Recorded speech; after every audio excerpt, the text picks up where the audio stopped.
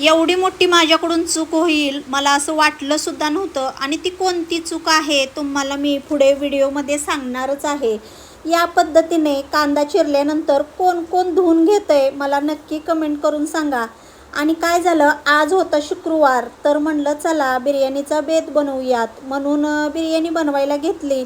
आणि मी नेहमी बिर्याणी बनवताना याच चॉपरच्या साहाय्याने मी कांदा या पद्धतीने बारीक करून घेते, म्हणजे कसं आपल्या डोळ्यांनाही त्रास होत नाही आणि कांदा पटकन चिरला जातो. इकडे बघा माझा कांदाही भाजत आहे आणि एकीकडे तांदूळ शिजण्यासाठी मी इकडे पाणी ठेवलं आहे. पाणी छान उकळलं, भातही 70-75% शिजल्यानंतर मी या पद्धतीने गाळून घेते, म्हणजे कसं भांडी जास्त पडत नाहीत. आणि थोडंसं असं पाणी राहिलं की मग त्याला ताट वर लावायचं आणि त्याच्यानंतर मग सगळं पाणी असं गाळून निघतंय. तर ती चूक म्हणजे पुढचा व्हिडिओ माझ्याकडून काढायचाच राहून गेला.